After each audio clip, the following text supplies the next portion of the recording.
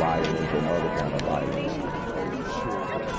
Get away! I could be at work, at school, in my car, I can still get shot by the police. But I can get shot anywhere.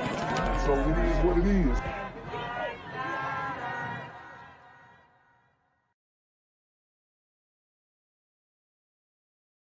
What's good, Shadow Realm? It's your boy Jenquavius Jackson, and y'all already know I'm demonetized and shadow banned in this bitch. So if you want to contribute, go to the Cash App, the PayPal, the GoFundMe, or join the Patreon. Also, don't forget to visit the merch store for all your favorite BGZM News 17 gear, including our exclusive Trump is a Blood t-shirt. Go fast before they sell out. They are already flying off the shelves, no cap. And remember, these super gremlins are on demon time. Yo, what's good, BGZM News 17 family? I'm at the corner of Jesse Jackson and Marcus Garvey, and I got some bad news for you. As you can see, I lost my job. I'm out here living in cardboard boxes outside of boarded up vacant homes. YouTube said I'm done getting money out here in these streets. They even took my funky ass suit. So anything right now would help. So go ahead and hit that Cash App, hit that PayPal, hit that GoFundMe. Hell, cop the merch. Or if you want to make the long-term commitment to the Jenquavius Jackson Fund, join the Patreon so that I can continue to put out top-notch content each and every day. Also, check out the Rumble, where there is absolutely no censorship. Link in the description box below. Hey, yo, ain't that nigga Jenquavius? Yo, I recognize. No, that's not me no more. Hey, yo, run your pocket. Y'all killing me with this shit. Do the opposite of Antonio Brown and take What all your more store. do you want from me? The only movement inside the reserve at Mount Moriah Apartments Friday were leaves blowing in the wind, but mattresses piled up, a chair sitting in the parking lot, and debris scattered throughout are reminders this complex was once home to dozens of families. Since March, the units have been boarded up, deemed unfit. Things are eerily still and quiet here with just the sound of the wind. However, overnight, there was the movement of officers responding to a man shot dead discovered inside the neglected complex along Jewel Land Drive. And they shooting people in the bandos. They done got the complex shut down. And this is what we're talking about. You're not taking care of your communities. Trash all in the hallways. Piss in the hallways. Homeless dudes sleeping in the stairwell. No pride in your community. Nobody picking up after themselves. Guys just littering everywhere. Ladies littering everywhere. I mean, you know, we talk about integration and we have integration, segregation debates on my live streams. And we're really trying to figure out, when were we at our best? Okay. When were we at our best? I mean, you've kind of got to put two and two together and be like, this is probably why nobody's trying to live around us as a whole. Like, obviously, oh, you know, I got two black neighbors. They're fine. You know, you're going to see that every once in a while. But as far as like a overwhelmingly sunny, community-filled neighborhood, you're going to have these types of issues. And it's really sad, man. It really is. Okay.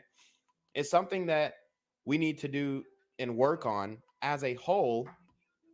But I mean, time and time again, can we even have this conversation? Can we even get into this type of dialect without somebody drawing their weapon because their feelings is hurt? Memphis is a pretty high crime rate, so I guess that's to be expected. Kevin Archer says hearing what happened not far from his house has shattered what was left of his sense of security. There was one night a few months ago, some guys tried to rob me and stuck a gun in my head. Damn. So I guess in Memphis, you don't really know. Something else unknown. Damn, and y'all, and he handling that pretty well. I mean, that his attitude toward it, just nonchalant, the apathetic attitude. I'm not saying that he doesn't care, but I mean, he's taking it like a champ. You know, he's taking it like a champ. Is who pulled the trigger. The gunman likely getting in and out through a hole in the fence, being careful not to raise suspicion. Unwanted and certainly unwelcome criminal activity is what those we spoke with on and off camera are telling us. This abandoned complex. But is it really unwanted? Is it really unwelcome? Because go and try and get somebody to speak up about it. Go and try and ask, hey, who do you think did this? Or who did this? Or do you know who did this? Nobody gonna tell you nothing. No snitching policy in full effect. So can you really say that it's unwanted if nobody is doing anything to correct the situation? Probably not. Attracts. Sadly, there's growing fear this area will once again be at the center of a criminal investigation. For now, Kevin and others say the only thing they can do is remain watchful after crime spilled into this community. Reporting in Fox Meadows. In Memphis, I guess you never really know. Jarita Patterson, WREG, News Channel 3. I'm here on the corner of MLK and Frederick Douglass, where a shooting just took place. And as you can see, it's a pretty rough area. So I'm basically risking my life reporting on this madness. So make sure you do me a favor and hit the subscribe button. Like the video, hell, share the video.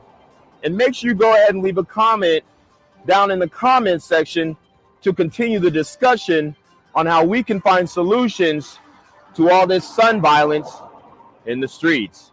I'm Quavius Jackson, here live, reporting from Atlanta, Georgia, BGZM News 17. North and has been charged in a fatal triple shooting involving a 10-year-old girl in Northeast Memphis. Our WREG's Bria Jones joins us live from outside 201 Poplar tonight, where the suspect remains in jail. Bria. 10-year-old girl. I told you guys, it doesn't matter. Men, women, children, anybody can get it. We have a lot of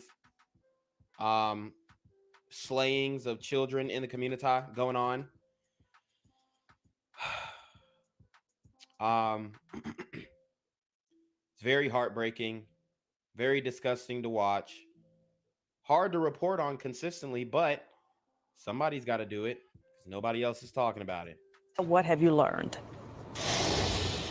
Well, Stephanie, according to the arrest affidavit, police say the suspect flagged them down and admitted to pulling the trigger. I did it, words Memphis police officers say 21-year-old Alante Maccabee said after allegedly killing his girlfriend's 43-year-old mother, Alice Williams, 10-year-old sister, Mandia Shanbanka, and critically injuring her 19-year-old sister. Damn. So he X'd out his girls, damn near her whole family. And my man, he snitched on himself. He said, I did that. It was me. It was me. These super self-snitching gremlins are on demon time. I felt like he was no good. Like something like this was bound to happen. The shooting happened a little before 2 a.m. Hold on. Now the glider saying a brother was no good sounds like white supremacist nationalistic rhetoric.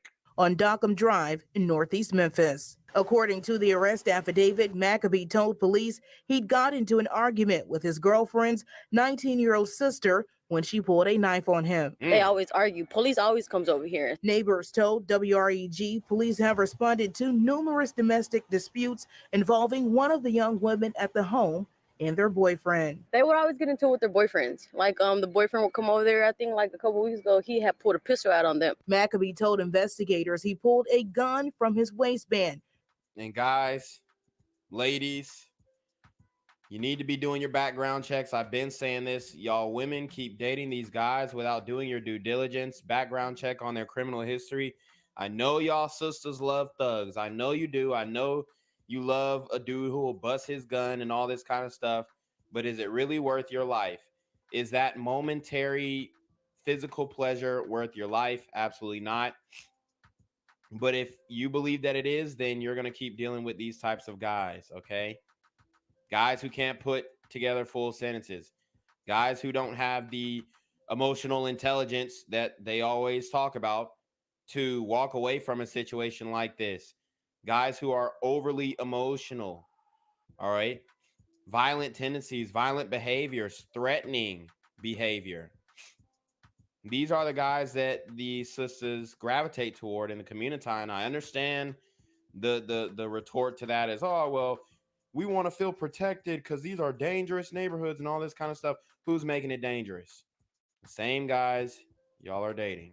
Shooting the teen sister several times in the back. Witnesses say the mother got between the two, trying to break up the altercation. Maccabee told police he blacked out and did not intend to shoot and kill the mother and child. To hear that happen, especially a young child, no, I can't put it into words right now because I'm just furious about it. Maccabee is now facing multiple charges, including 2 counts of second-degree murder and reckless endangerment. For now, reporting live outside 201 Poplar, Abrielle Jones, WREG News, Channel 3. Gang violence and other kind of violence. You at school, in my car, and I can still get shot by the police. I can get shot anywhere. So it is what it is.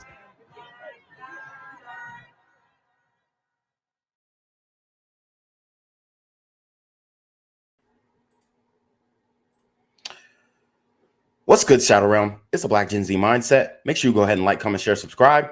Let's get into the video. All right, guys. So hope you all had a happy holiday.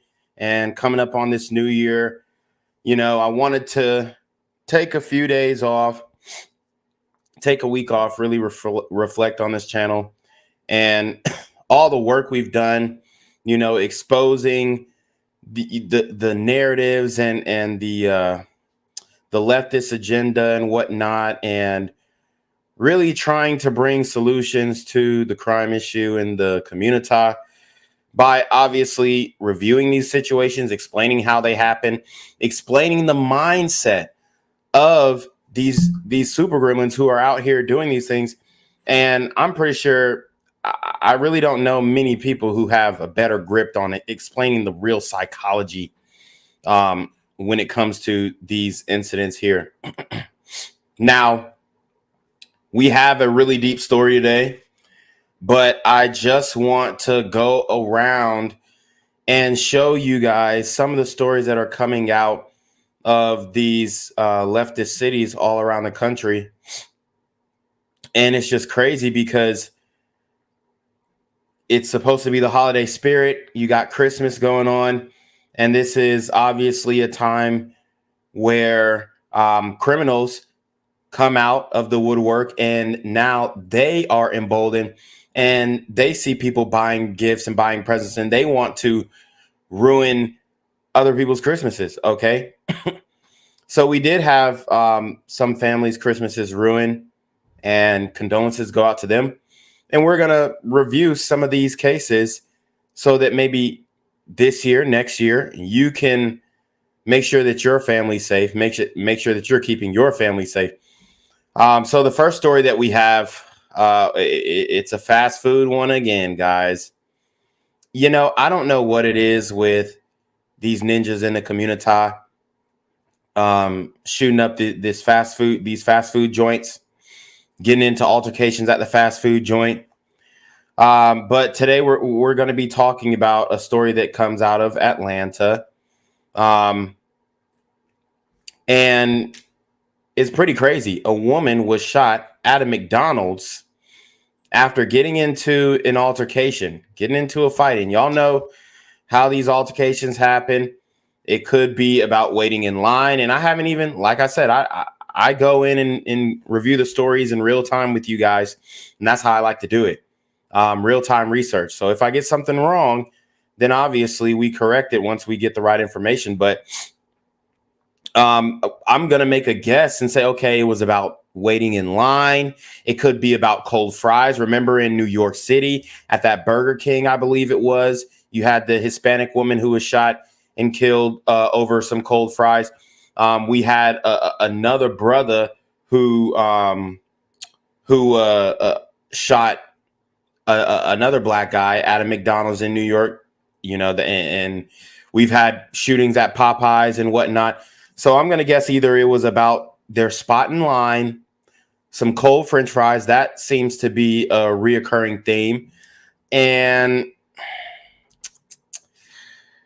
maybe just like seeing the ops, you know, pulling up to the McDonald's and you seeing your ops, you seeing a bitch you beefing with, because apparently it was between two women. So let's get into the story and we will break it down. I want to get you back to that breaking news that we told you about at the top of the show. One person is dead from a Southwest Atlanta shooting. Fox 5's Christopher King is there. So, Christopher, what have you learned?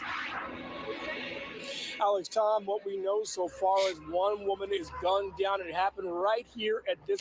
Guys, also make sure you hit the PayPal, the Cash App, the GoFundMe, cop the merch. You know, we are demonetized. I just reapplied for monetization. I haven't checked it yet, but I'm probably going to get denied again.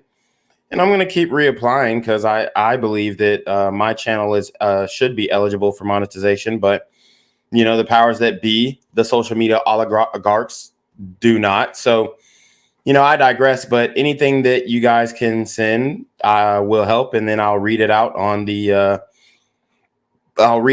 stream, just like we would do super traps if we had them. McDonald's, take a look. This is the scene right now. Police are out here. They're scouring this McDonald's. Here's what we can tell you right now. APD confirms one woman is shot and killed. This is on route. Shot and killed. Imagine being at the Golden Arches. You thinking you're about to get a double quarter pounder with cheese because you know they got to make them fresh. Y'all know how I love my double quarter pounder with cheese. You think you're going to go in and get a double quarter pounder with cheese, the large fry, no salt. And that means they got to throw them in, you know, throw them back in the fryer. And come to find out, you end up getting killed before you even get to eat your meal.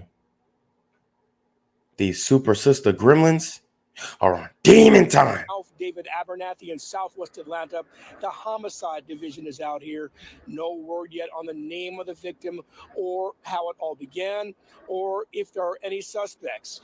We will give you updates as soon as we get them. Police will speak out here shortly. Stay with Fox 5 on air and online for the very latest. For now, we are live in Southwest Atlanta. Christopher King, Fox 5 News. Wow, man. What are we going to find out about this shooting? Right? It's disgraceful and it's hard to defend, right? It's hard to defend because we want to push for a better world. We want to push for a safer community. But the community, not only are we justifying the violence in many ways, but the way that we're going about these one-on-one disagreements, altercations, arguments, if you will, is just uncalled for. I don't know what else to say about it. It's uncalled for. It's overreaction. It's, you know, a whole bunch of things. Breaking news in Southwest Atlanta. Police are investigating a deadly shooting on Ralph David Abernathy Boulevard. Corny Francisco, you got to the scene about an hour ago, right before Channel 2 Action News at 4. So what have you been able to find out? Well, police just gave us an update, George, and tell us a woman was the person who was killed inside this McDonald's. I want to give you a closer look right now. I have asked police if they know who shot her, if they've made an arrest, and I'm waiting on that information. Officers only saying at this hour that this is an ongoing and shout out to DT with the $5 PayPal. He says, for being a great citizen and humanitarian. Happy New Year. Okay, I like the sound of that. Humanitarian. Hold on. Hello? Where we at? Oh, you want to know where I'm at? We outside! Yeah, you already know this is really humanitarian work because there's nobody else having these discussions. And my belief is that I'm not waving, I'm not fanning the flames. I'm not, contributing to the engulfing of the flames, if you will. But I'm out actually dousing the flames, and I'm pouring hot water on that bitch. And I got the fire extinguisher, and I'm. But YouTube doesn't think so. I do appreciate that $5 PayPal. Greatly appreciated. And, I'm going to continue to stay dedicated to this channel. I actually had a hard drive that it was 5 terabytes, and I literally filled it up with content for you guys. So I actually ordered another hard drive, and it's coming in a few days, and then I'll be back to churning out content like I've been doing. So I'm ready to start the new year fresh, ready to really harp down on some real concrete things that we can do to spread the awareness. That is the first step, awareness. Active investigation. You can see officers still have the McDonald's roped off with crime tape. And watch, look, the bird scooters, how many? Yo, and here's the thing. I've used the bird scooters. I love the bird scooters. I actually learned how to do a few tricks on the bird scooters. So if you see a ninja with a Pooh Shiesty mask and a Trump hat down, doing a handstand on the bird scooters going down to Lenox Mall in Atlanta, that's me. But what they've actually become, and I don't want to say this because it's not the bird scooter itself, but the bird scooters have become a nuisance because they are connected to the mobility. They're connected to the maneuvering, right? They're connected to and assisting in the transportation of these super teen gremlins on demon time. McDonald's roped off with crime tape. You see police officers on the other side. Inside the restaurant, we can see more police officers, and we can see crime scene investigators snapping photos of evidence inside the restaurant. This is a busy area. There's a shopping center across the road. Listen to what one man told me as he learned what happened. I do shop at this store, and I've been living in this area for the better part of 20 years now, and the area's changing a lot. So, but this is shocking, especially a place. The area is changing a lot. I mean, what does he mean? What does he mean by that? The area is changing a lot. If we heard this from a white person, we would be offended. We would really be offended. Either he's saying it's getting better or it's getting worse. Place that's frequented by so many people, and a lot of young people, a lot of families. A lot of young people, a lot of families. What does that mean? A lot of single mothers with a bad ass kids.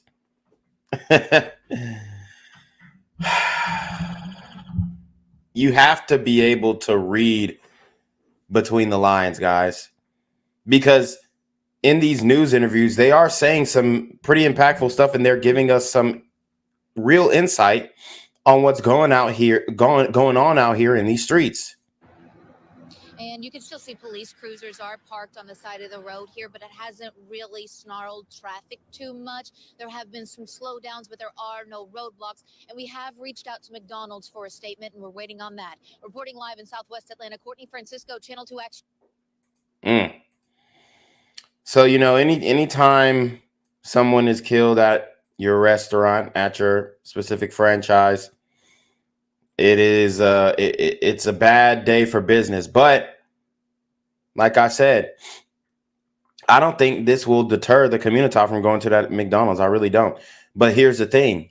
It's going to deter the employees from wanting to go to work. It's going to deter the manager from correcting people who come into the store and they're not abiding by the rules in the company policy. It's going to hurt the business in different ways than just people ain't shopping there no more. People are scared to go to this McDonald's, you know, on the West End. So it comes full circle, and there are many different factors that can hurt this McDonald's economically. And what is that going to create?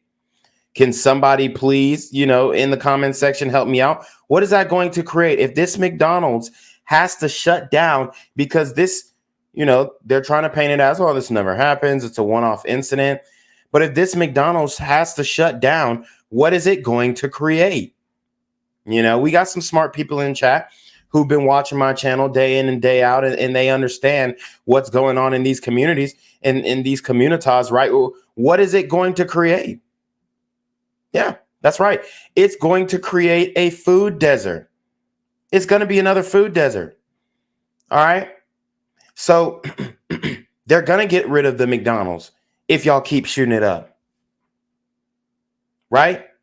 If you keep playing rough with the toy and you're about to break the toy, you're going to get the toy taken up.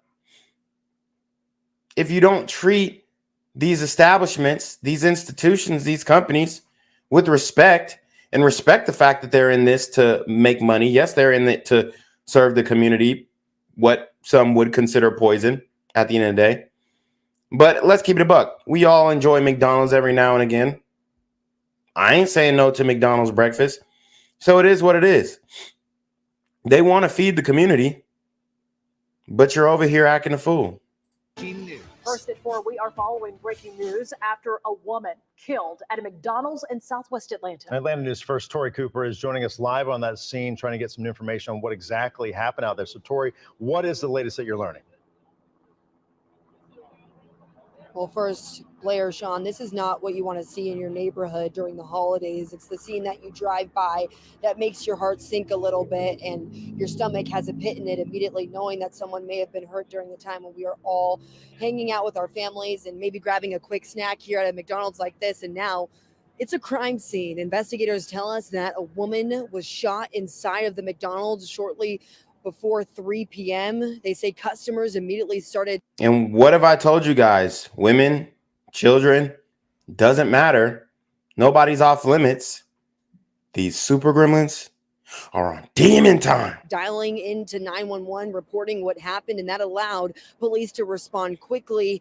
And she was taken to Grady Hospital.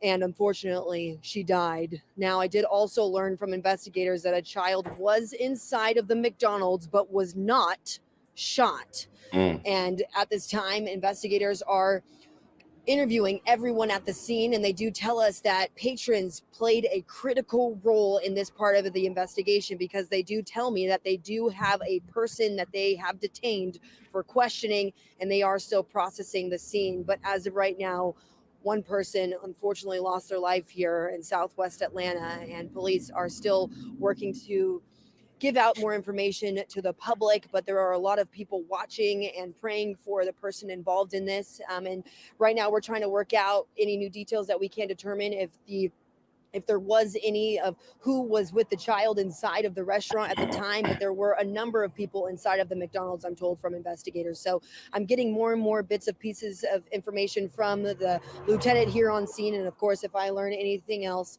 I'll share it with you right here. Reporting live in Southwest Atlanta tonight, I'm Tori Cooper, Atlanta News First. Tori, thank you. So we don't have a motive yet. Don't have a real suspect in hand. I mean, guys, what's going on, man? Are we okay? Are we okay as a community? Right? Because this potentially could have been it could have been an innocent bystander who just got caught up in the beef, in the argument. But you know, the term standing on business. Ninjas are standing on business, and it's killing people, right? What we have created to mean standing on business is you ain't gonna punk me, you're not gonna get one over on me, and this is an escalating dispute over what? What could you possibly be arguing about at McDonald's? A press conference happening right now at the top of the hour. We told you about a deadly shooting at a McDonald's. Let's listen in. gunshot wound to her body. She was transported to Grady Hospital and succumbed to her injuries.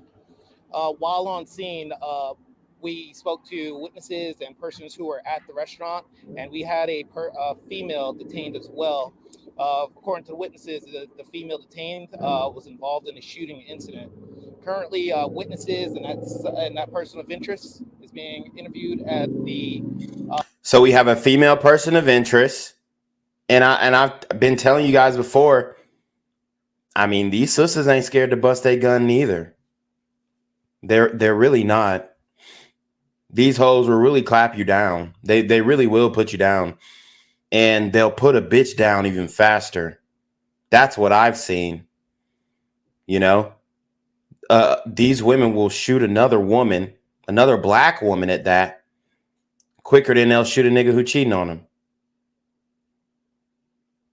So, and I'm not saying, you know, that's what you do if you get cheated on, but what I'm saying is the animosity when we're told, oh, black women solidarity and, you know, black girl magic, black girls rock. We're told that, we're fed that in the media, but when it comes to that double cheeseburger with bacon on it, and I want mine first, you want yours first, and they trying to drop the fries again, and I want my fries right now.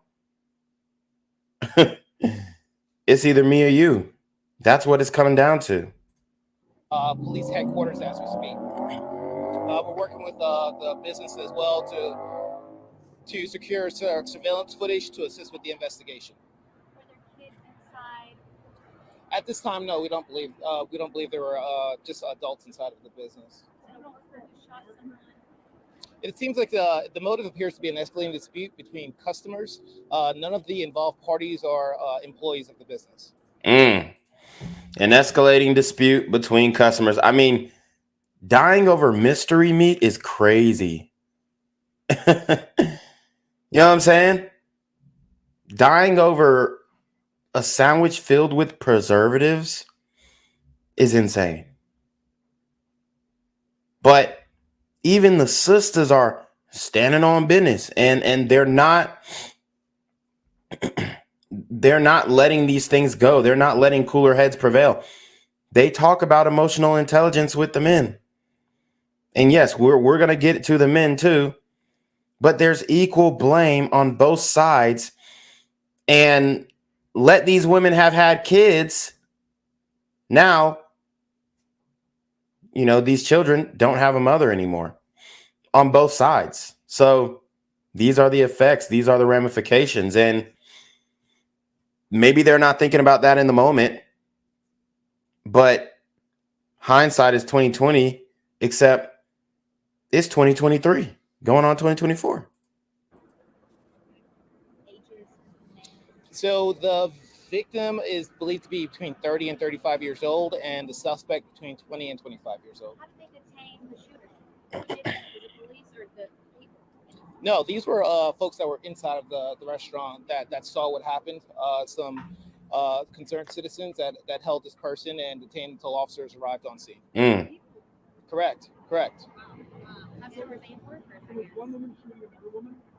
It appears, yes, there's one, the victim is a female and so is the suspect. There was a dispute inside of the restaurant, and one person was shot once, and the victim was shot once. I wish they would tell us what the dispute was over. It would be very interesting to know. It appears, yes, it's heading in that direction. That is, she is a suspect for it.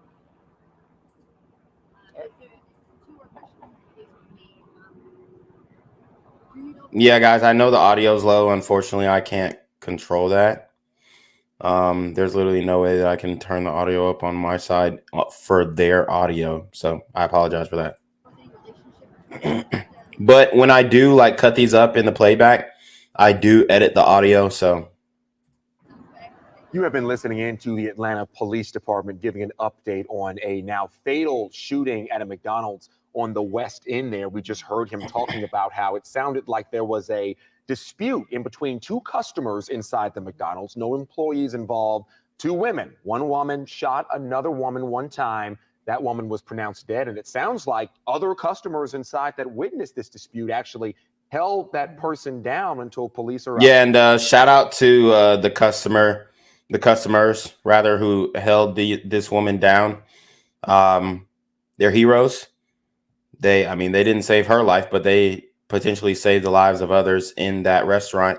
And there were children in that restaurant, but the children, thank God, were not injured. So, it's getting wild out here in these Atlanta streets. And made that arrest. Yeah, certainly a tragedy this afternoon. So that's how deep the animosity and the anger. We've got so much anger in the community. All right. And this is something that we need to figure out how to get a hold of, because nobody wants to go out like no ho, and nobody wants to, and all this kind of stuff. And it just doesn't end well. The next story we have comes from Atlanta as well. We're going to spend some time in Atlanta. It is a shop owner who finds bullets after a drive-by shooting. And this is, again, affecting businesses, affecting Black businesses. Well, I'm not sure if this one's a Black business, but I wouldn't be surprised if it was, because it is Atlanta. So we have these shootings affecting businesses, right? Causing food deserts, like shooting up a McDonald's, where the McDonald's doesn't want to do business in this area anymore, right? Or shooting, having a shootout, having a drive-by, and it damaging a local business, and now they have to come out of pocket or have to file an insurance claim. They're going to have to pay a deductible, in order to get that repaired. And then just having that fear of saying, hey, man, I work here. I come here every single day from, 6 a.m. to 9 p.m. And there's potential that this area can get shot up and I can get hit by a stray. That stress, right? The way that it affects your business and the people who hear about this. Oh, there was a shooting actually at that business. I don't think I want to go there anymore. So all of these things can affect the way that you do business and negatively affect the community at large. And this is why it's so hard to get anything economically rolling in these Black communities, because if you're not getting your business looted, you're getting it shot up. It's just so many different external factors, that add up in the miscellaneous fee line item, honestly. Thanks so much for Atlanta business came under fire on Christmas. Thanks so much for joining us for Fox 5 News at 4. I'm Christine Spiro. Luckily, the store was closed at the time and nobody was there, but that did not stop someone from spraying the building with bullets, leaving behind a bunch of damage. All new at 4, Fox 5's Tyler Finger talked to the store's owner today. Tyler is live with that story and interview. Yeah, Christine, good afternoon to you. The Southwest Atlanta t-shirt print shop has some new windows this afternoon after a drive-by shooting on Christmas. The store's owner is still trying to figure out who did it and why. Broken glass and boarded up windows are the telltale signs of the Christmas Day surprise James Healy is still cleaning up. I was baffled. I didn't understand why somebody would do that. Why would somebody go to that extent to shoot my windows out and cause any kind of turmoil like that? I don't understand. Yeah, and like I said, it's a Black business. And this brother, we talk about supporting Black businesses, but the KKK didn't shoot this one up. Back in the day, black families were afraid of getting bricks thrown through their windows, right? All of these factors that made it hard to live solely based off the color of your skin. And now, fast forward to 2023, going on 2024, you have other Black broken families mostly destroying people who are actually trying to do something in their community. So, these things, man, this shit ain't slowing down. It's only heating up. And going into 2024, I know we're going to have a lot more crazy, rough stories like we're seeing now. So buckle up, guys. Healy owns No Free Looks t-shirt printing on Martin Luther King Jr. Drive in Southwest Atlanta. His surveillance camera captured the Well, moment. there you have it. For one, his company is called No Free Looks, which, in my opinion, when you tell these super gremlins shit ain't free, they proceed to try and make it free by stealing it. And that's an unfortunate thing. And really it's rampant in the community. It really is. The thievery and the lack of, and I'm not saying that other communities don't steal, but just the brazenness that we've been exposed of doing in this country, unfortunately, right? It doesn't bring me joy to say, but it's the reality of what's going on. And if we don't get a hold on the mentality, then like I said, it's not going to be a good day. And you have this brother right here. His business is on MLK, right?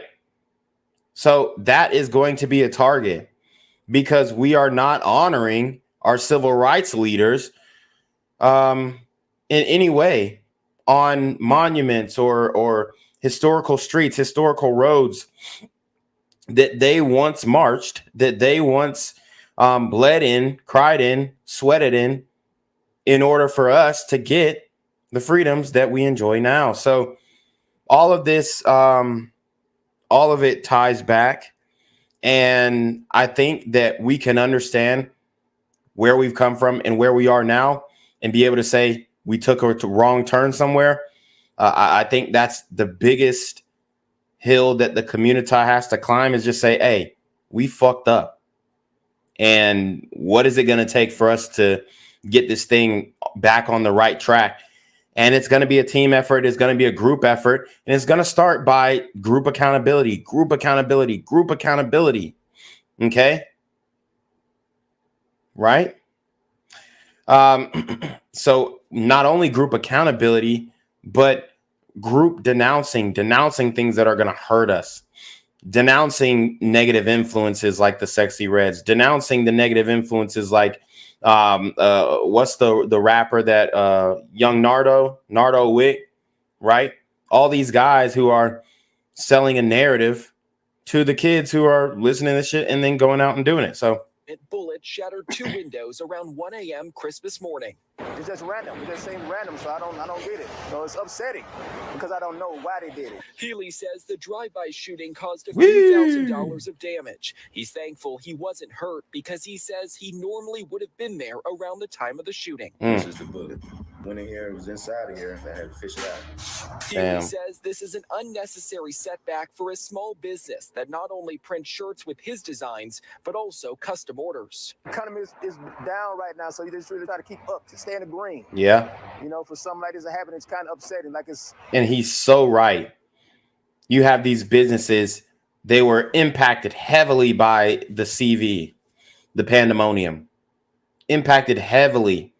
And we're trying to keep our heads above water. I say we because I'm a small business owner myself, and we're trying to keep our heads above water to be able to, you know, get some semblance of relief economically. And then just to have this happen, man,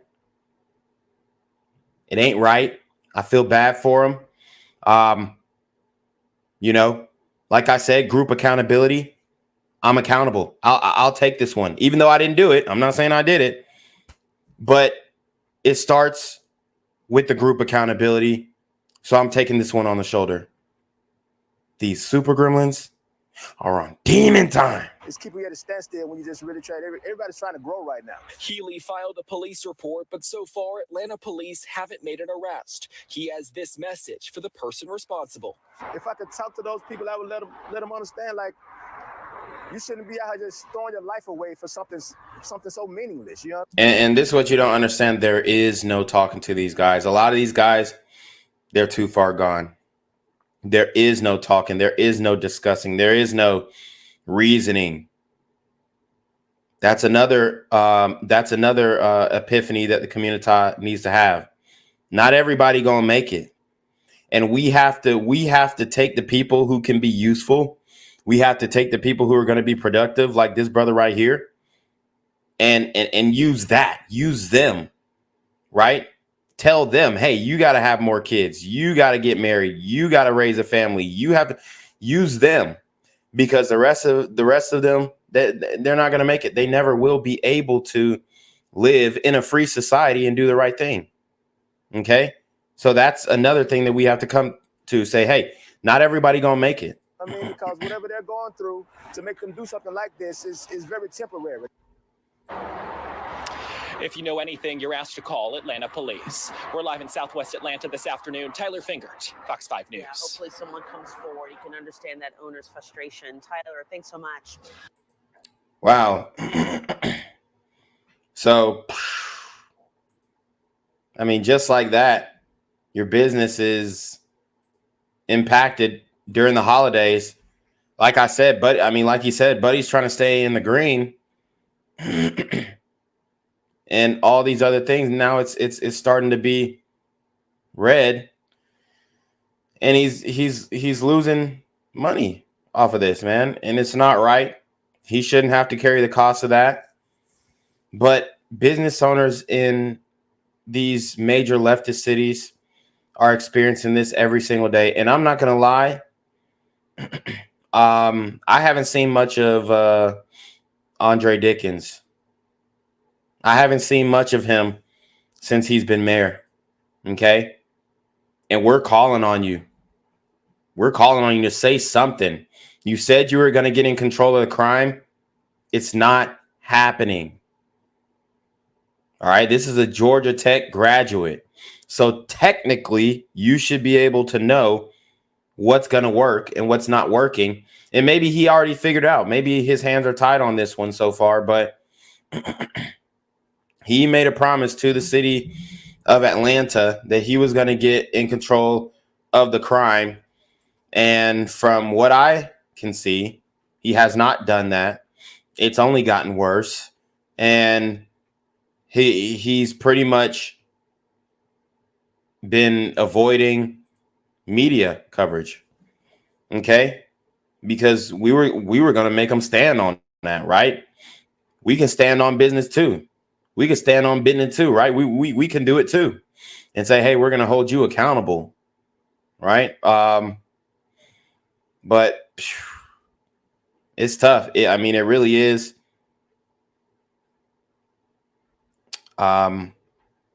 Just staying in the city and having to look over your shoulder, not feeling safe. I mean, it's ridiculous. And in Atlanta, we should not be having to live like this. But it's just the reality of where we are at in 2024. So I actually want to break down some more stories. We're going to check out New York just a little bit. We got the migrant crisis going on, and things are boiling up. All right. They also got pro-Hamas rallies in New York that are turning violent. Can show you guys this. So it's chaos all over the United States. And this is during the holidays. All right. And you want to talk about volume. The volume of this video is pretty loud. So. Hey, that's assault! That's assault! Hey, that's assault! That's assault! Stop! Stop! Stop! Ow! Stop! Good now. Film it! Stop! Stop! Stop this! Yo, how you do that to her, yo? Now, why should you do that to me, motherfucker? Stop this shit! Leave the cops alone. Why the fuck you put your hands on her like that? Scum the mess. Scum that megaphone. I'm telling you right now, I'm taking that megaphone right now. You're gonna be on the news for that now. So the streets are flooded with these idiots. Oh my God. It's so crazy, bro. You have these people supporting Hamas. They're protesting in the streets. The Muslim woman is, honestly, she wasn't really thrown on the ground. She kind of just went limp. and dropped her weight so that it looks like when they try and pick her up, she's being dragged. This is a common tactic from a lot of criminals. And she's doing that. And now she's garnering the sympathy of all the NPCs around her. And this is just Antifa on steroids. This is what these movements have become. We allowed Antifa to get their shit off.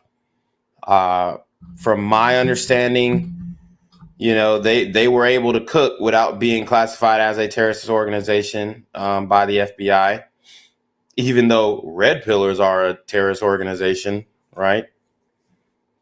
Or what they're claiming from the FBI. So it's absolutely insane.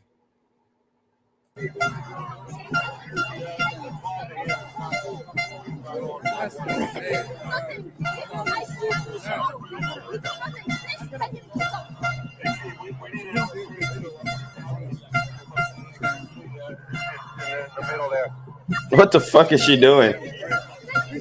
It looked like she's trying to get that nigga some top. She like holding on to his leg, talking about some, please don't leave me. I mean, what the hell is she doing?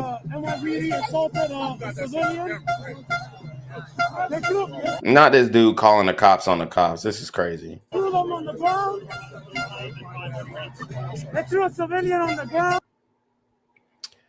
So, as you guys can see, look, man.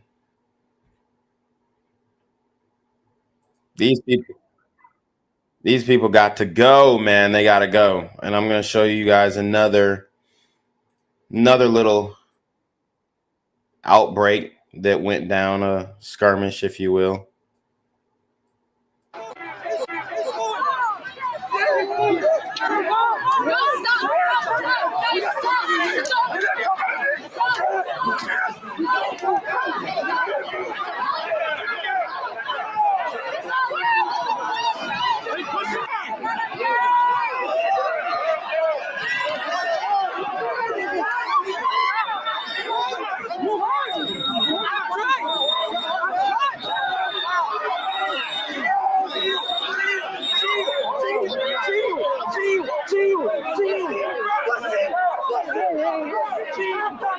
Look what you did, man! Look what you did!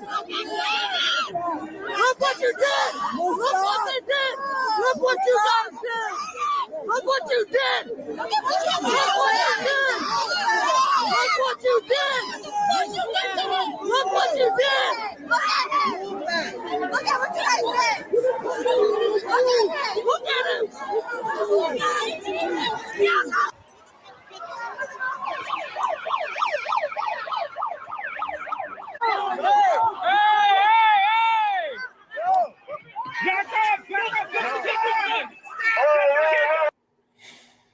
This is broke people behavior, honestly. I mean, it really is. And they try and tell me, get a job. No, these are the people who need to get a job. Oh my gosh, man. It's so crazy, but this is what New York has been begging for. This is what they have been voting for. I mean, this is the result of a leftist society. All right. And it's getting very rough out here, man. Okay. It's getting very rough. And honestly, I don't want to make a prediction like this, but what's stopping these folks from strapping up and doing the Allahu Akbar, you know what I'm saying, in the middle of these protests? I mean, then are they going to wake up and say, hey, maybe these guys that we're protesting for aren't the good guys? You know, it's pretty crazy. They've got a whole demographic fooled into going out in the streets and protesting in favor of terrorists. It's absolutely insane, but this is where we're at now. This is something that we've enabled, and unfortunately we're actually seeing the result of it now. Okay, so wanted to get into this other story. We have a brother from DeKalb County whose family are remembering him. He was shot a few weeks ago. It was a story I wasn't able to get to, but wanted to shed some light on it. So let's get into it. Christmas at the DeKalb County family remembering their loved one, a father of 4 who was shot and killed at his own home. Channel 2's Larry Spurl is live at the DeKalb County Police Headquarters. So we got a father of 4 killed in his own home. This is how wicked these super gremlins on demon time are moving. All right. We got a brother who is doing the right thing, taking care of his kids, and he's taken out. And Larry, his family says right now they're just learning how to cope with this tragedy. And Michael, that's because this Christmas is their first Christmas without their loved one. Now, they tell me they're not going to lie. Today was very tough for them, but they're doing their best to cope. This is our first time without him since we've been together. Ashley Calhoun says Christmas doesn't feel like Christmas without her fiance and father of her children, Brandon Castlin. I don't sleep at night. I wait up for him knowing he's not coming home. Police said Brandon was shot and killed at his home in the Creekwood Hills subdivision off Boring Road. His family says the suspect stole Brandon's Cadillac and his wallet. Damn. It's a reality. Calhoun says their 4 kids can't comprehend right now. Stole his Cadillac and his wallet. So killed the nigga over a Cadillac. It's crazy. Especially during the holidays. My sons especially still cry. They cry for him. My 4-year-old, he really doesn't understand. You know, he says things like, I can't wait for daddy to get out of heaven and come home. Our newborn was only 6 days old. He was only 6 days old. Chris Simmons is Brandon's older brother. He says the last few weeks have been difficult for him. It's been a day at a time. We actually been, kind of just taking it, everybody had their moments. Simmons tells me they're trying to honor his brother this Christmas. What we're going to do is make his favorite food. I'm still having a hard time trying to actually process it. His mother, Tammy Castlin, says she doesn't wish this pain on anybody. I miss him. I truly do. I miss him. He was all about family. He loved his family. And I just don't understand how this happened. But she has this to say to her son's killer. Why? All right, so Channel 2's Larry Spurl joins us back live from DeKalb County Police Headquarters. I mean, Larry, I know detectives working around the clock right now. What can you tell us is the latest with this investigation? Well, Michael, as of right now, they are still trying to identify and arrest a suspect or suspects in this case.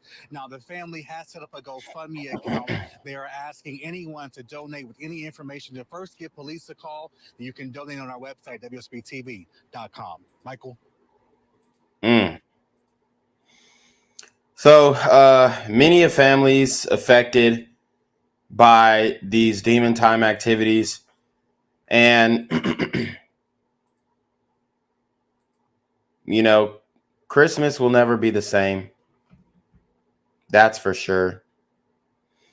But what I want to cover is our main topic, our main event, our main headline. We have a woman who was shot and killed in Tampa, Florida, over a Christmas present, okay? Killed by her younger brothers in a dispute over a Christmas present, guys. The way in which we are solving, or the lack of solving, problems and issues and disagreements in the community is a huge issue. All right. But before we get into the main event, the main topic, we're going to take a brief intermission. In between time, guys, make sure you hit that PayPal, make sure you hit that Cash App, make sure you hit that GoFundMe, or cop the merch.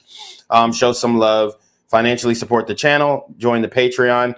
so that we can keep bringing you guys this top tier, top quality content. We will be right back after a brief message. What's good, Shadow Realm? It's your boy Jenquavius Jackson, and y'all already know I'm demonetized and shadow banned in this bitch. So if you want to contribute, go to the Cash App, the PayPal, the GoFundMe, or join the Patreon. Also, don't forget to visit the merch store for all your favorite BGZM News 17 gear, including our exclusive Trump is a Blood t-shirt. Go fast before they sell out. They are already flying off the shelves, no cap. And remember, these super gremlins are on demon time. All right, so we are back, and we're going to get into this tragic story. Very upsetting. So let's get in. Turning now to an argument between brothers over Christmas gifts turning deadly in Largo. Police say a 14-year-old and a 15-year-old, they got into an argument while Christmas shopping with the family on Sunday. Authorities say the 14-year-old was jealous over the number of gifts their mother was buying his brother. The family left the store. Then at home, the 14-year-old pointed his gun at his brother. After relatives separated the two, the sheriff says 23-year-old Abrielle Baldwin trying to calm down the 14-year-old. He goes over and puts a bullet in her, tears up her insides, and kills her. Damn. Leaves her dead in the driveway. Wow. The sheriff says the 15-year-old came over, saw his sister shot, and shot his younger brother in the stomach. The older brother threw his gun in a yard, ran off to a relative where he was later arrested. Tonight, both teens face felony charges, and officials will decide if that 14-year-old will be charged as an adult. Jesus. Man, I mean, look at what we are doing to ourselves.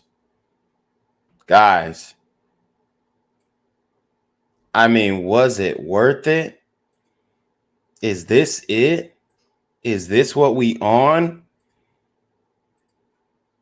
You know, I can understand getting in a disagreement with your brother. Hell, I grew up with 2 brothers and 3 sisters, and we had plenty of disagreements. But to go as far as to shoot your sister, and then, you know, older bruh, he saw his sister got shot. He had to shoot the...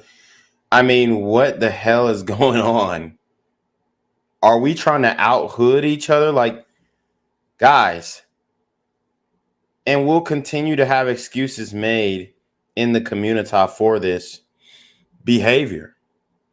You know, you really will. And I do want to get into some of the comments section when we get a chance, right?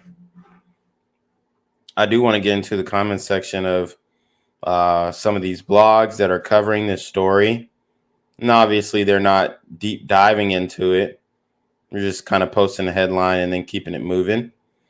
But it's important to see what the people, i.e. the community, actually has to say about this. The shooting took place near Trotter Road and 22nd Avenue Southwest in Largo. In a Tuesday press conference, the Pinellas County Sheriff's Office says the altercation happened after an argument between the 14 and 15-year-old brothers. Apparently, the argument started because one was mad at the other because he got more gifts for Christmas. They say the 14-year-old threatened to shoot the 15-year-old in the head. The confrontation then moved outside where their 23-year-old sister tried to intervene, and that is when the Pinellas County Sheriff's Office says the 14-year-old shot and killed the sister. In response, the 15-year-old then shot the 14-year-old. He's now in the hospital in stable condition. This is what happens when you got young delinquents that carry guns. They get upset. They don't. Yeah, and that's what's happening. Unfortunately, these sisters are letting they young boys carry straps. And that's the facts. They're letting them carry straps because they know they're involved in the streets and they know they got ops and they don't want their son to lose. But what happened was the whole family ends up losing because you're not parenting correctly. You think the child is grown when the child is still a child. They try and make the child the man of the house and say, hey, you're going to be our protector. And, you know, you're going to bear the arms and you're going to hold the responsibility of protecting this family. And these young kids, they're not ready to do that. We always want to talk about the frontal lobe development when it comes to young women, but it's the same thing with young men. And these boys need time to mature and understand that a gun is no toy. But when you're watching music videos where your favorite rapper is pointing a gun into the camera like it's a toy and, you know, playing with it and doing all types of weird stuff with the gun, then what do you expect? Know how to handle stuff, so they just take out their guns and start shooting each other, and one of them kills his sister, who's a mom to a 10-month or 11-month-old baby and a 6-year-old boy. The 14-year-old is being charged with a homicide. By the way, he has a lengthy criminal record since the age of 12. The 15-year-old is being charged with attempted homicide. We're not showing you their mugshots because they're minors. 2 teenagers, 2 guns. And I don't care about that. I have their mugshots on the thumbnail if you guys want to know. Guns that weren't even theirs. The Pinellas County Sheriff's Office reminding everyone to keep your guns locked away and never store your gun in your car in the event that it's broken into. And if somebody does steal your gun, report it. So these were stolen guns, is what they're saying. Man, the conflict resolution is lacking for sure. And this is the type of mentality, this is the type of mindset that we have created in the community. Like I said, group accountability. That's why I use the pronoun we, because it's a reality. We've all contributed to it. And now since we see the issue, what are we going to do to change it? What are we going to do to fix it? What are we going to do to, you know, at least get it toned down back to normal rates, back to 2014? I mean, I think in 2000, it was between 2013 and maybe 2015, we had like 14,000 murders in this country. It wasn't that much. Now we're up to what? I think 22,000. And remarkably, surprisingly, that was during Obama's term, but we had lower crime overall. So I know that that's possible. And I know that we can get back to that. I think we can get even lower than that if there is a group effort and if there's acknowledgement of, hey, some of these guys, they just can't be on the streets. We heard it. He's got multiple offenses, multiple juvenile offenses. He's still out here. That guy needs to be locked up. Okay. So.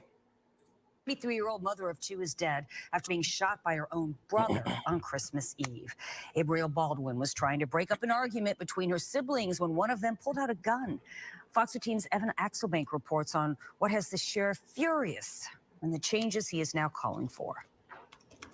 Photos Abrielle Baldwin posted to social media show her filled with joy. She's just a woman going about life, doing her thing with her 2 kids, trying to make a living, trying to make it. On Christmas Eve, while at her grandmother's home on 22nd Avenue in Largo, she'd had enough of her brothers bickering. DeMarcus and Darcus began pulling guns on one another. DeMarcus and Darcus. Oh, my God. Set him up for failure from the jump. Darcus is crazy. Is DeMarcus the light-skinned one and Darcus the dark-skinned one? Like, what's going on? What in the colorism? Brothers bickering. DeMarcus and Darcus began pulling guns on one another. Yo, that shit's crazy. Told DeMarcus, quote, you all need to leave that stuff alone. Why are you trying to start it? It's Christmas. They both had been fighting over Christmas presents, with the 15-year-old Darcus jealous that their mom had spent more on gifts for 14-year-old DeMarcus. Wow, so she even mismatched the names. She named the light-skinned one Darcus and named the dark-skinned one DeMarcus. More on gifts for 14-year-old DeMarcus. After Abrielle stepped in, DeMarcus pulled a gun and fired, killing her and sending her son and his nephew, an 11-month-old, falling to the ground. Then Darcus pulled his own gun and shot DeMarcus, leaving him badly injured. This proliferation of guns on the streets and guns in this area and guns in the hands of these kids, this is the worst I've ever seen it. I don't think we've ever seen it this bad. The sheriff says the area around 22nd Avenue in Largo has been subject to extra patrols lately, with 13 gun-related incidents since September. He says his office has gotten reports of 17 guns stolen from unlocked cars. He suspects the guns used in this shooting were obtained that way. And people can't leave their car doors unlocked and leave their guns in their cars. It's got to stop. Further, so they're blaming the people, and that's how they push the gun control. They're blaming people for having their guns in their cars and their cars unlocked. Dude, I don't know anybody who's leaving their car unlocked. I really don't. They're busting windows out, and instead of blaming the criminals who are stealing these guns, they're blaming the law-abiding citizens. Well, if you guys would have just arrested these guys, right, when they already had their juvenile record and locked them up, and then, you know, he'd get another chance when he get out of juvie, he's probably going to recidivate. But, right, I mean, you go through juvie, you get out at 21, and then they give you another chance. And a lot of times they'll seal your juvenile record. You go out, you do some more shit, and then they open the shit back up, and then, you know, boom, you're done. That's how we need to do it. But instead, they're just arrest him, give him back to his mama. Arrest him, give him back to his mama. There's no way these guys should have been out on the street in the first place. And then look at these date of births: 2009, 2008. God, I mean, isn't that crazy? Just think about that. These kids were born in 2009, 2008. I mean, makes you feel old, doesn't it? the sheriff says both juveniles have been let off the hook too easily by the juvenile justice system. Isn't that what I just said? That's crazy. Particularly DeMarcus, who has a history of violence against school staff and law enforcement. Wow, you see DeMarcus. They got evidence on DeMarcus. He, you know, on Instagram Live, on Facebook Live, threatening people, telling his ops to pull up. This is the game. Law enforcement.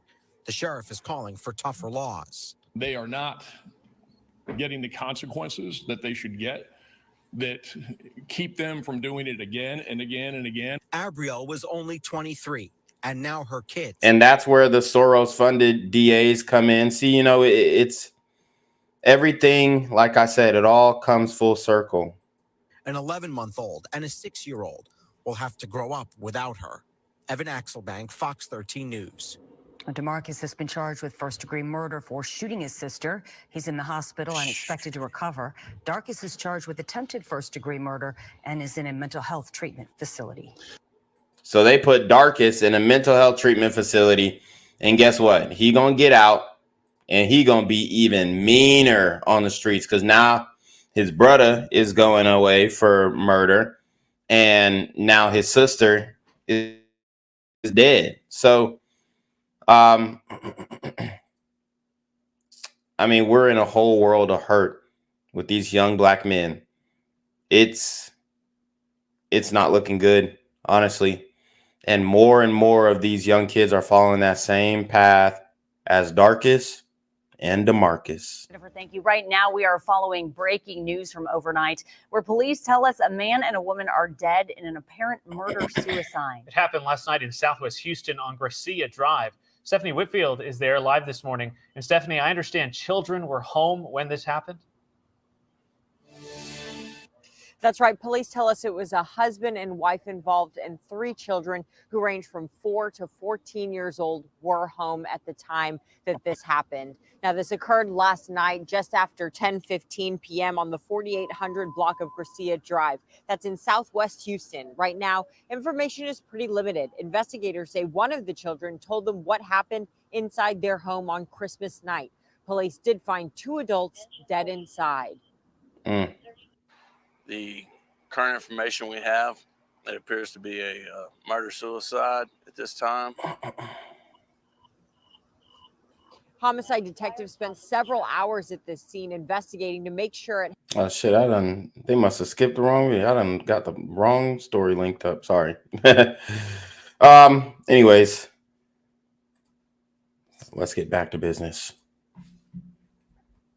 New details on a fight between siblings that turned deadly on Christmas Eve. Investigators say shockingly began as an argument over who got more presents. This is Nightside. I'm Carolina Lead. Dave has the night off. I mean, that is a wild headline. A story you'll see only on 10 Tampa Bay. Tonight, family members are speaking out for the first time about how this all went down. 10 Tampa Bay's Angelina Salcido spoke with them just a few hours ago. Carolina, this family is going through an extremely tough time right now after losing a 23-year-old mom of two just a day before Christmas. Hours ago, they honored her life about a mile from here with a candlelight vigil. That's where I spoke to her mom off camera. She tells me that she was there when the shooting happened and is just trying to process all of this. But tonight, this family wants Abrielle Baldwin to know that she is loved and her kids are taken care of. The pain is unbearable. Candles illuminate photos of 23-year-old Abrielle Baldwin and her two babies. They're now left without a mom. They're going to get taken care of regardless. Ariana Birch is Abrielle's younger sister. She was a really sweet person. She was just special. The 21-year-old comforted by the love Bree's family and friends are showing tonight, but she's heartbroken. She didn't know people cared about her. She thought nobody didn't care about her. She lost not one, but three siblings. I feel like everything is destroyed and taken from me. Pinellas County Sheriff Bob Gualtieri says an argument between her two teen brothers turned violent on Christmas Eve. You got the 14-year-old who's mad at the 15-year-old because mom's not buying equal amounts of gifts. Fight escalated once the family got to their grandmother's house in Largo. He takes out his gun and tells him he's going to shoot him in the head. When Abrielle stepped in, she was shot in the chest by her 14-year-old brother with his .40 caliber semi-automatic gun. What he said was, knock it off. Leave it alone. Why are you doing this? It's Christmas. Seconds later, deputies say his 15-year-old brother came outside and shot his brother.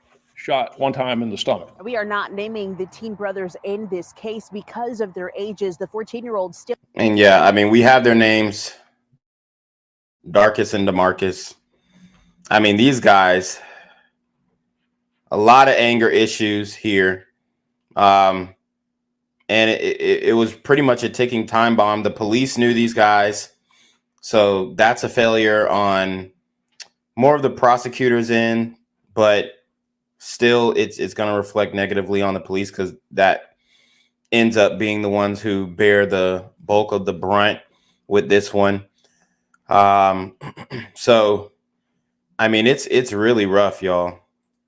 Still in the hospital tonight after... Oh, fun. My video just got age restricted. Interesting. You know, it's so crazy that YouTube only has smoke for me. It's wild. But anyways. Undergoing surgery, he is recovering, charged with first-degree murder. Those charges could later be upgraded. His brother is in a mental health facility getting treatment after threatening to take his own life. He's charged with attempted first-degree murder. A tough loss for this family to process all three siblings gone right around the holidays. In Largo tonight, Angelina Salcido, 10 Tampa Bay. Deputies are still trying to recover a .45 caliber semi-automatic gun. They're also working to figure out if both guns used here were stolen and possibly used in other crimes in our area.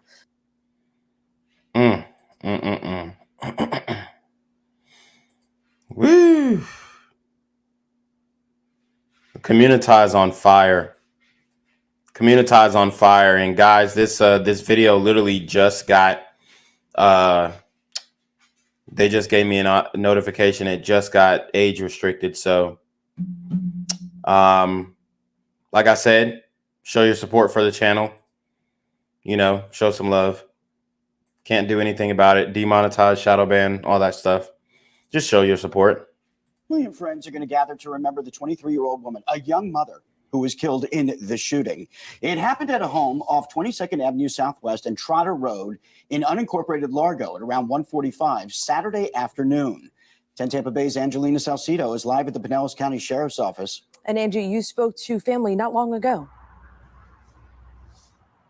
Yeah, it has been a very tough Christmas Eve and Christmas for this family, now grieving the loss of this 23-year-old mother of two who deputies say was shot and killed by her own 14-year-old brother. I want you to take a look at who we're talking about here. This is Abrielle Baldwin and her two sons. You can see them in the photo there. 6-year-old Jamari and Amir, who is just 11 months old. Her sister gave me this photo after we spoke moments ago. She says their family is heartbroken about her loss in this entire situation as they plan her funeral right before the new year. Now, Bree was killed Christmas Eve in a shooting here at her grandmother's home in Largo after deputies say a fight broke out between her 14 and 15-year-old brothers earlier in the day. Investigators say that fight was reportedly over how many Christmas gifts each brother was getting while the family was shopping. She's just a woman going about life, doing her thing with her two kids. Dan, y'all see that? Once it got age restricted, went from 75 viewers to 56. That's crazy. Trying to make a living, trying to make it, and you know, her brother killed her. And why did her brother kill her? Because what she said was, knock it off. Leave it alone. Why are you doing this? It's Christmas. Why are you getting all upset? So he goes over and puts a bullet in her, tears up her insides, and kills her. Damn. Leaves her dead in the driveway. Now, we are not naming the teen brothers in this case because of their ages. The 14-year-old is the one who the sheriff says killed his sister. After that shooting, his 15-year-old brother came out and shot the 14-year-old, saying, "You shot my sister." Sheriff Gualtieri says surveillance video shows the shootings were only 8 seconds apart. Now, the 14-year-old is in the hospital after undergoing surgery, but will be taken into custody after he recovers. He's charged with first-degree murder, child abuse, and delinquent in possession of a firearm. The 15-year-old is in a mental health facility getting treatment after threatening to take his own life. He's charged with attempted first-degree murder and tampering with physical evidence after throwing the gun he used into a nearby yard. Now, Bree's family says that they have been trying to see the both of them, but the hospital won't let them into the hospital to go and see the 14-year-old. Tonight, they tell me they just want him to know they don't think he's a bad person. They just want him to get the help that he needs. As this investigation continues, deputies are going to work to find... He said they don't think he's a bad person. They want to get him the help that he needs because he shot Broski over shooting his sister. And I don't think that necessarily means that he's not a bad person. But you know, whatever they say, it's crazy. They're trying to cape for him, and they had so much smoke for the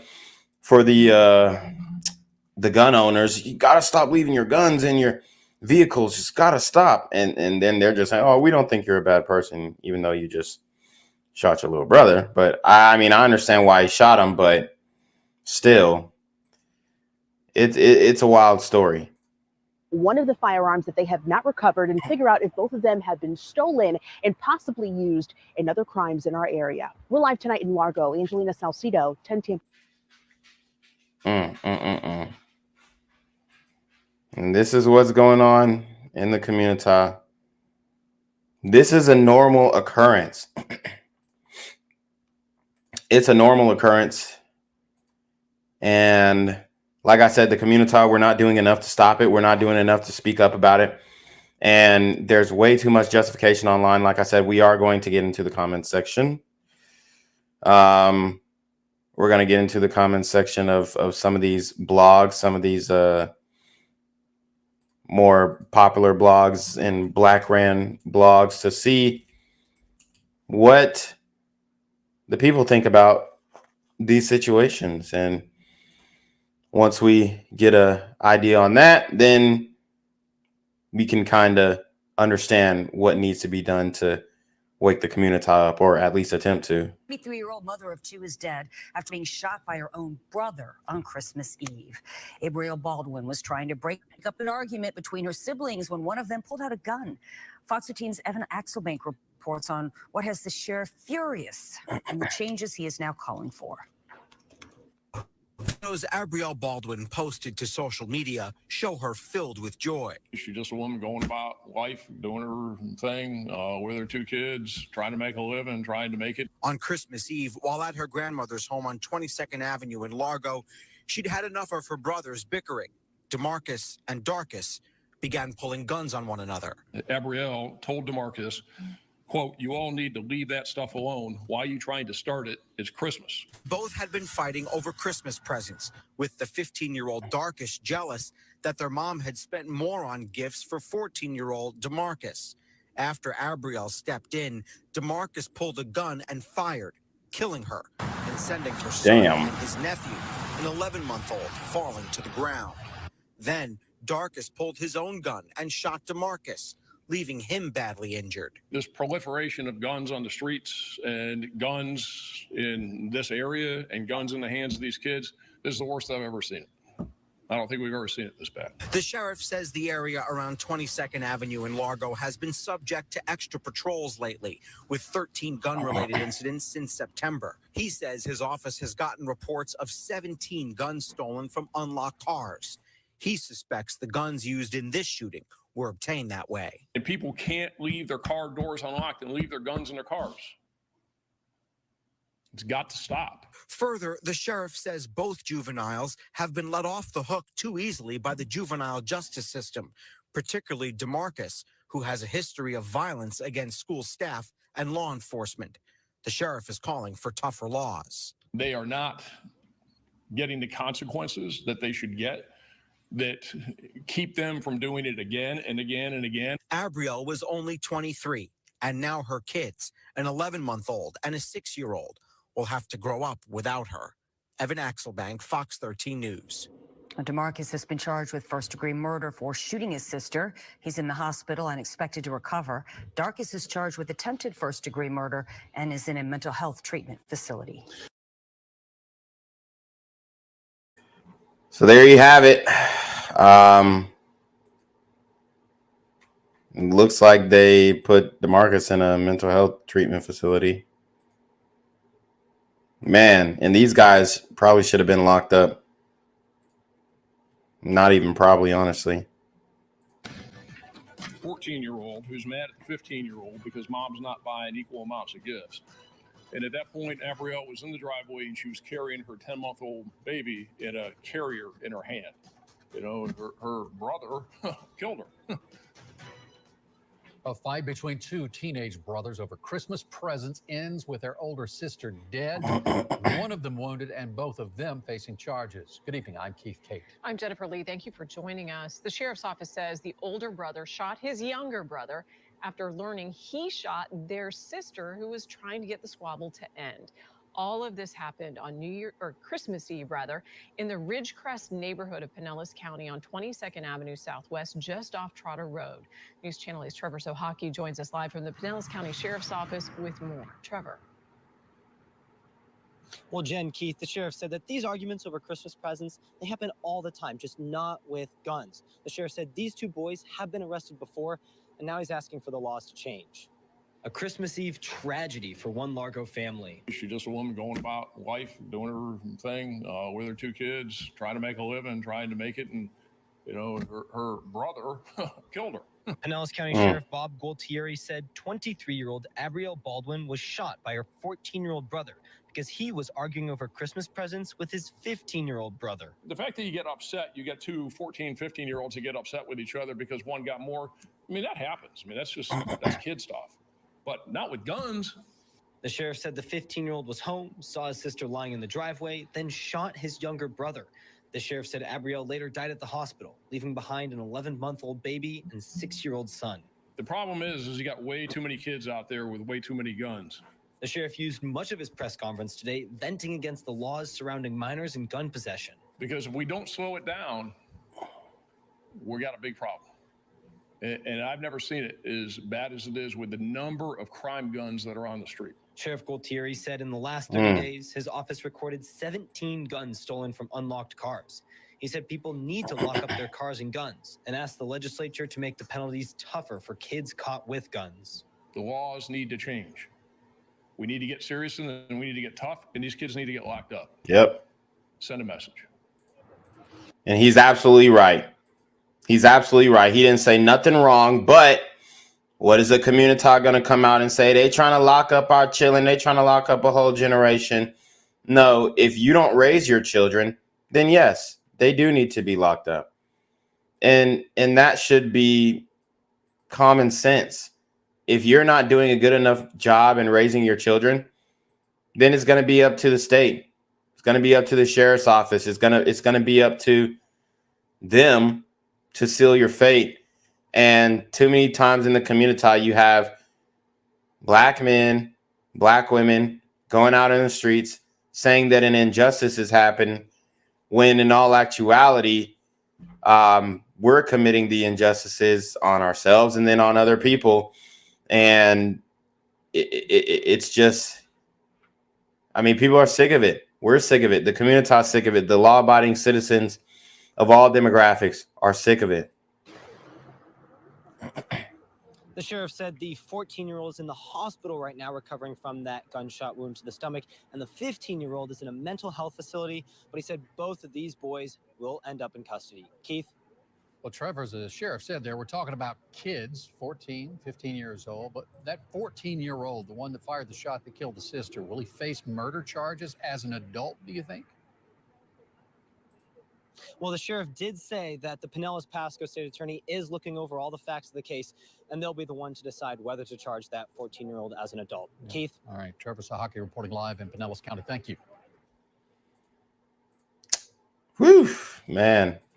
So I do want to get into the neighborhood talk comments, and maybe we'll go into the shade room comments. So,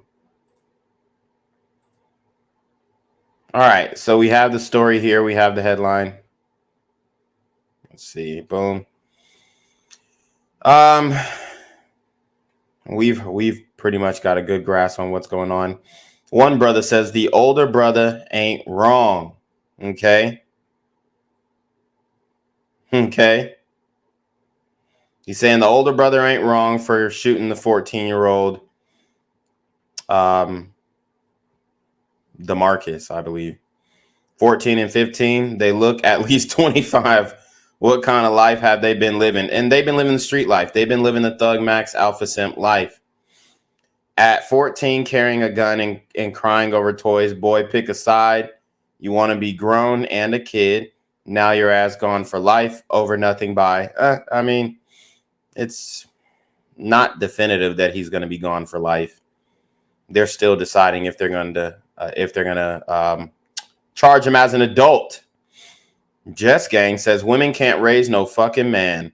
The fuck the daddy, bring back 2-parent households. Mothers coddle they boys and they have a feeling of entitlement, and that's why this shit fucking happened. RP to the sister who was also a daughter and a mother. They're lighting her up in the comments there. 498 comments, so I'm sure there's a lot of arguments and disagreements in there. God, people, put your sandals on and come down real quick because, it says God, please, sorry. Charge the 14-year-old as an adult. The 15-year-old shouldn't be charged with attempted murder. I think he could get off with self-defense. I mean, he's not going to get off with self-defense because his life wasn't immediately in danger. Free the older brother. He probably would have been shot next if he didn't do what he had to. Okay. I don't think the older brother should be charged at all. The little brother was clearly a problem and had to be stopped.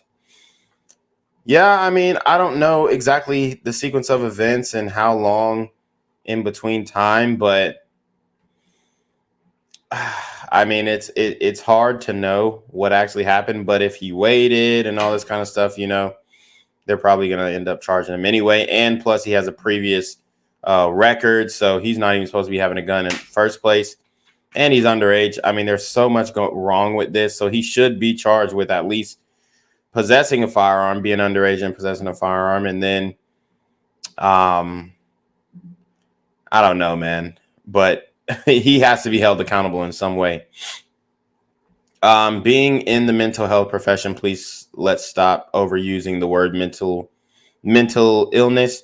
That when something like this occurs, this is not mental illness, simply a sad case of sibling jealousy and entitlement, which a lot of young kids are today.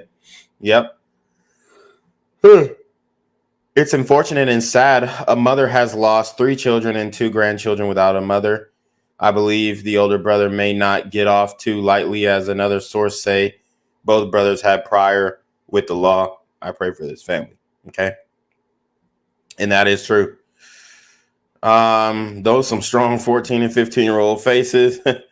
They both look like they're in their early 20s. Lord, what kind of lives are these youngins living? I know his name ain't Darkest. Yeah. The older brother shouldn't be charged. So this is what they're saying. They're trying to get one of them off. And I think they both should be charged, honestly. They were both known by the law. They were both on that hot shit. They both couldn't resolve the issue. And many lives are damaged, you know, and it's just a bad situation. Okay. All in all. But, man, the next story is going to be pretty rough. All right. Next story is going to be pretty rough. We're going to be talking about Pittsburgh. And we're going to, you know, I feel like after all these stories, we always end up breaking down some interracial dispute. And that's what we're going to end up doing.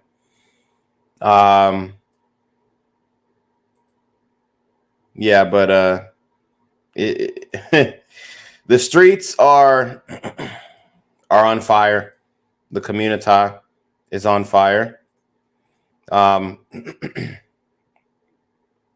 And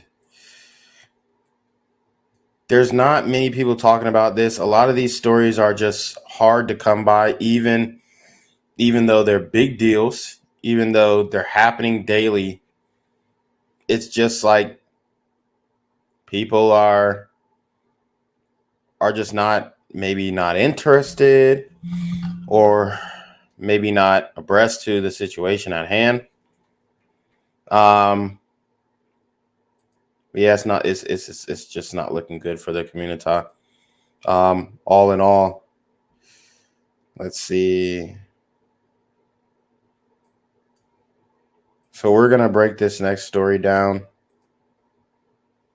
Might have to go to a brief intermission beforehand.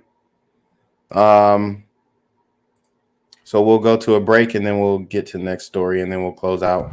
I'm here on the corner of MLK and Medgar Evers, and it's a very tranquil scene compared to just a couple hours ago where a drive-by shooting just took place. Excuse me. I'm getting live updates as we speak. I've just been updated to the amount of casualties from this drive-by shooting, and I'm getting reports that 2 people were actually declared deceased and 27 others were shot and injured but are in stable condition. And although we must pray for the families of the fallen, we must also praise God for the aim of the super gremlin. If you want to know more about the victims of this crime, make sure you add BGZM News 17 on Patreon at www.patreon.com/blackgenzmindset. Also, don't forget to like the video, share the video, subscribe to the YouTube channel, and comment on the video to continue the discussion on how we can find solutions to all this gun violence in the streets. For more hard-hitting news coverage from the community, by the community, I'm Jenquavius Jackson, here live, reporting from Atlanta, Georgia, BGZM News 17. And cut. All right, dog. Let's get the out of here before these niggas come back. Whoa. Yo. Whoa. Ain't that nigga J? Nah, that ain't me. That ain't me. He just went live That with ain't that me. funky ass suit That's on. that nigga. That's not me. Hey, get that nigga. Jaquavius Jackson, here live, reporting from Atlanta, Georgia. Pray for me. Woo! All right, guys. So the story that I'm going to bring to you now is it's going to be pretty upsetting. Okay. But it's the real deal. It's what's happening in the streets. and we continue to speak about the violence that is happening interracially, most of the time, in many cases, black on white. And like I said, it doesn't reflect good on the community. It hurts our face card, and then it also is causing extreme backlash, especially when these stories get out and you have people who are pretty much dedicated to, like myself and others, who are dedicated in shedding a light on these stories, not only for safety purposes, but like I said, for group accountability purposes. This one is pretty egregious. Police are investigating. So we're going to get into it right now. Police are investigating a child found dead in a bag in Venango County. Police say the boy was discovered in Oil City Wednesday inside a home's basement on North Street. The family has identified the victim as 2-year-old Keaton Morrison. Police say the man charged in his death is his mother's boyfriend, Trayvon Stripling Jackson. The child's mother, Callie Gladfelter. Woo! So, I mean, this one is very sad. You have a young child who was found dead, killed by the mother's boyfriend. And we know the increase in likelihood of something like this, abuse domestically in the home, increases, I think, by it's either 37 or 43% when you bring a non-familial male into the home as a single mother. Again, that is a 37 to 43% increase in domestic violence or sexual abuse when you bring in a non-familial male into the home. So that pretty much this situation looks like what we're talking about and what the data suggests here. Now, when you couple that with domestic violence not only between black men and black women, but then when you extrapolate that and put it in a subcategory and then couple that with interracial relationships, that doesn't bode well, and it doesn't create it's not a good recipe. It's a recipe for disaster, actually, because you've got so many data points working against you in this case, not to mention what appears to be an impoverished state or an impoverished setting for where they were living. So this man, he deleted this young boy, Keaton Morrison, and you're not hearing a damn thing about it. You really aren't. And from what I can tell, it looks like they probably were both drugged out. And it kind of reminds me of remember that crackhead in New Orleans who stabbed that white girl that he was dating in the car, like on Facebook Live, and he was just stabbing her. I think he stabbed her 39 or 37 times, something like that. But it kind of reminds me of that story, except we have a child involved. And that is what makes it even more egregious, as if it wasn't egregious enough. But unfortunately, these are the things that these super gremlins on Demon Time are doing, and the types of crimes that they're committing, and just how bad it really can get. Okay. This is top tier debaucherous activities. And one of the more sad stories, I wish we had some more information on it, but one of the sadder stories that I have covered on my channel, and it really just leaves you speechless, because even in taking the group accountability, which I believe shedding a light on these stories is part of taking group accountability. There's nothing that can bring this child back, right? There's nothing that we can do or say or any movements that will bring an innocent child back. So, I mean, it's looking ugly. Let's keep going. Has also been arrested and charged with endangering the welfare of her child. Police say that's for not reporting abuse by stribling Jackson that police say she knew about. So she knew about the abuse and she didn't report it. Could it have been out of fear, or did she actually support it? Okay. See what I did there? Just made a rhyme. But it seems as if maybe she was okay with it. Maybe she thought or felt it appropriate that some man that was not the father of her child come and discipline her toddler. Okay. It's wrong, and it ends in disaster in many cases. So this is what we are dealing with. And like I said, this leaves a horrible stain on the community. And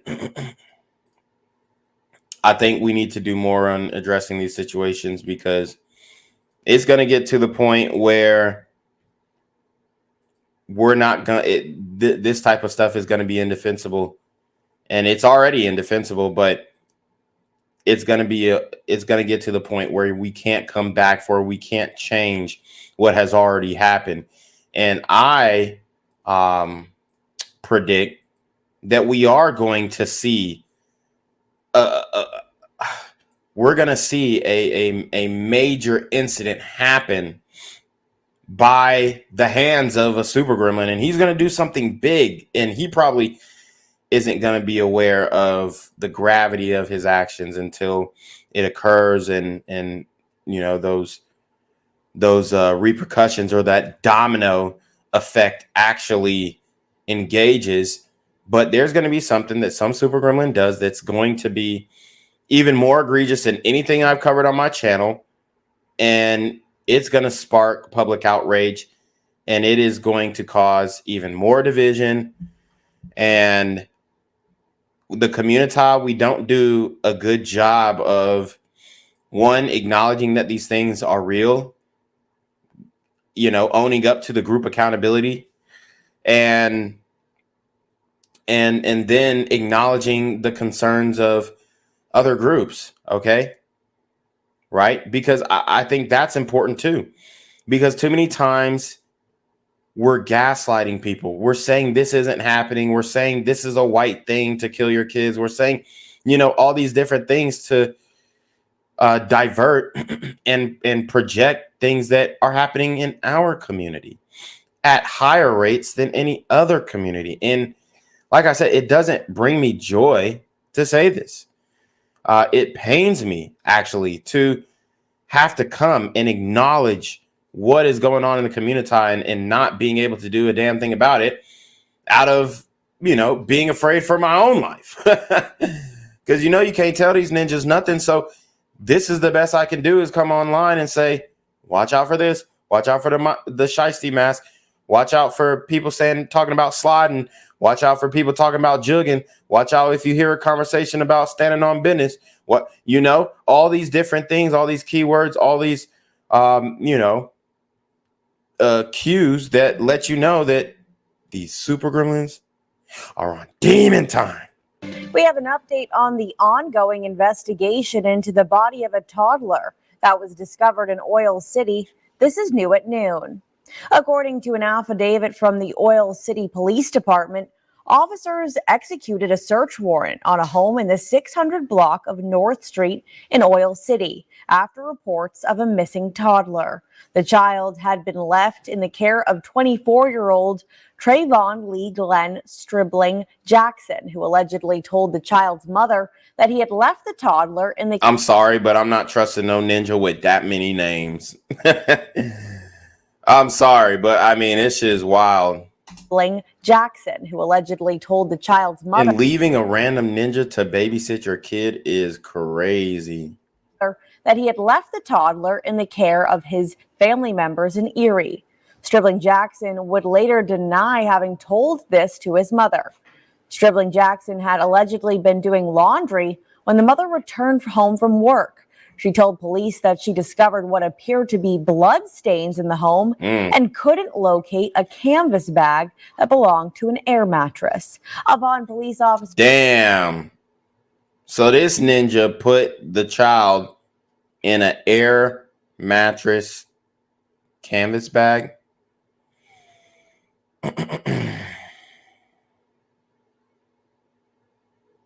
These super stepdaddy gremlins are on demon time.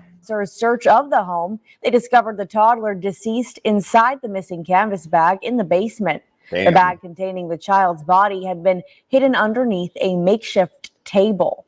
24-year-old Trayvon Stribling Jackson was charged with criminal homicide, felony aggravated assault, felony concealment of whereabouts of a child, and abuse of a corpse.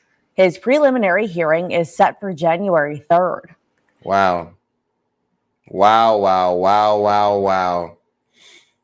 The evil coming straight out of the community. A lot of people like to say I'm nitpicking. A lot of people like to say I hate myself. No, as a matter of fact, if you're not correcting this, this is the standard. This is what you believe. You know, this is what you believe us to be. We have to get a hold on this type of shit because, or at least demand our leaders to hold people accountable when they're breaking laws. Because I'm sure this wasn't his first rodeo. I mean, it's just, I mean, I feel really bad for the child.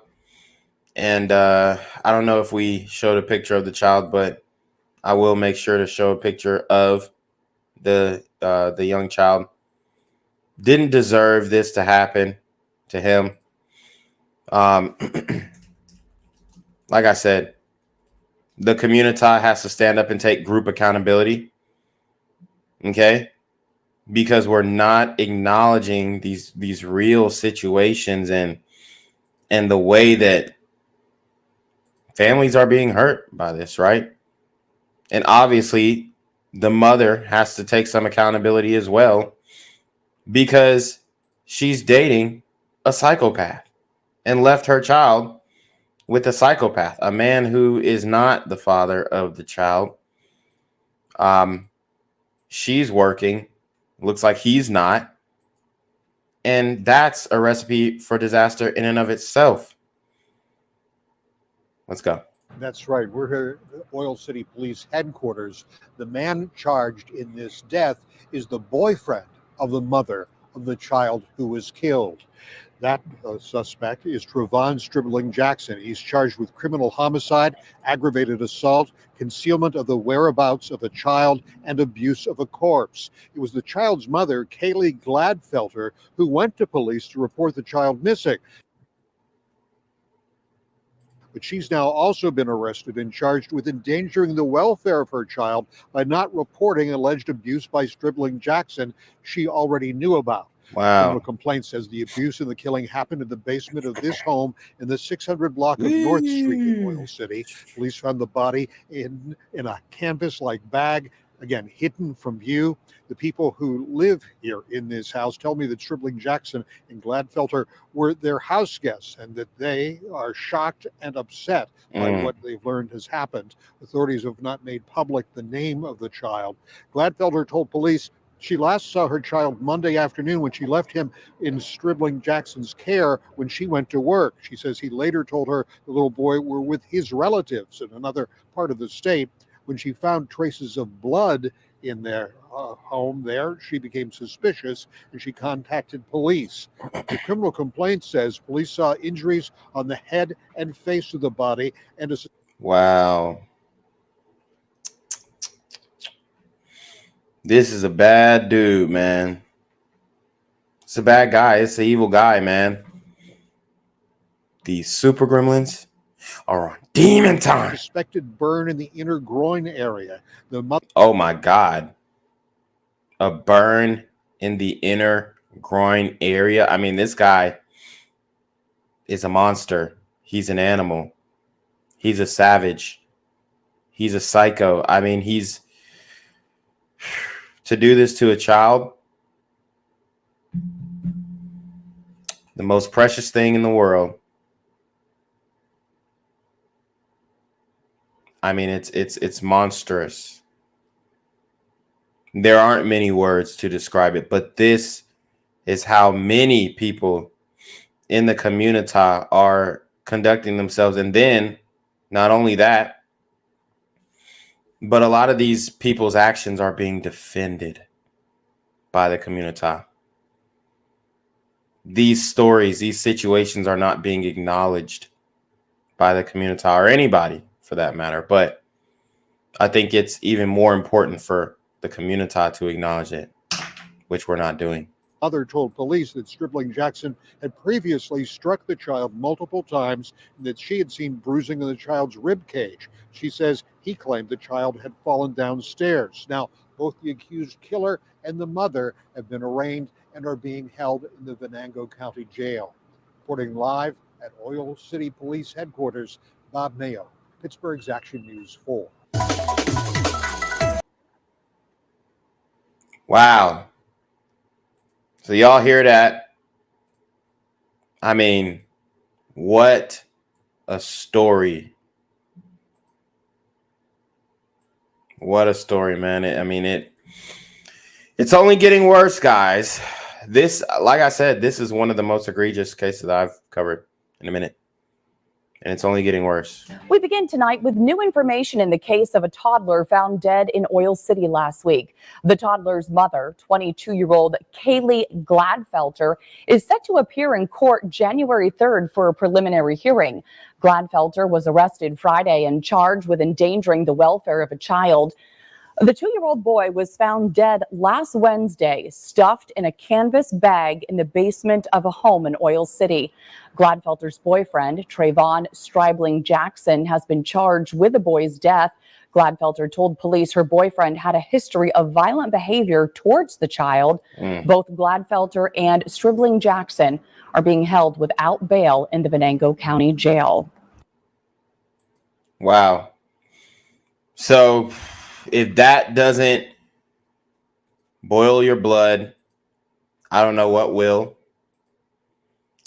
Well, actually, I think I do know what will, and it's seeing a picture of the precious young man who lost his life. Right? This is who this animal took away from us. This child had a lot of potential. Could have been anything in the world. Could have overcome the situation that he was born in, right? Because obviously, as you guys can see, his mother didn't have any white privilege. Y'all seen the crib they were living in. So he was starting from the bottom. And he was never able to, go through life, go through elementary school, middle school, high school, have the opportunity to play sports, just do those normal things that kids do, play in the playground, go to kindergarten. He didn't get those opportunities, man. And this is what I talk about when I say group accountability. The community is liable for this. Okay? This is what I speak about when I say group accountability. Okay?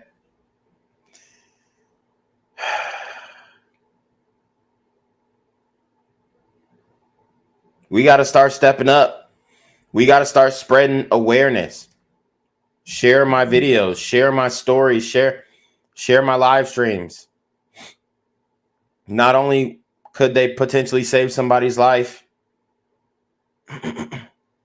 but it could also change the way that some of our people are thinking about these crimes. Because quite frankly, we're just brushing them off. We're brushing them off.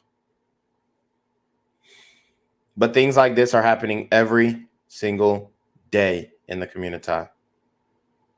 And nobody's talking about it. Rest in peace to Keaton Morrison. Very, very sad story to end the show off of, but I had to do it. I had to do it. It's important for us to acknowledge what's going on. It's important for us to know what's going on. Okay? So that we can call it out when it's happening. And so that these things are not repeated, right? And that everybody understands and acknowledges we have a big issue in the community. And if it doesn't get solved quickly, if not faster, then it's going to be a rude awakening. And you know, it's not going to be good for this country overall. Okay, so anyways, you already know what it is. Hit the Cash App, hit the PayPal, hit the Super Trap, show some love, hit the GoFundMe, whatever you got to do. Support the channel. If you can't support financially, or if you want value for value, cop the merch. But if you can't support financially, then make sure you share the video, like the video, comment immediately after the stream ends. That really helps me with the algorithm. But we are going to go ahead and send it off to Jenquavius to take us away. So it is your boy, Black Gen Z Mindset, aka Jenquavius Jackson, aka BGZM News 17. We are going to send it off to Jenquavius Jackson to take us away. Guys, enjoy your holiday. If I don't see you before the new year, I'll try to go live before the new year. I might go back live tomorrow, but if I don't see you, Happy New Year. We're going to start off the year strong next year. And I'm going to keep bringing you these stories because they're impactful, they're important, they matter, and everybody should know about them so that we can be educated and be able to make a decision and use our discernment to find a solution to these super gremlins on Demon Time. Everybody be safe. Peace. Love you.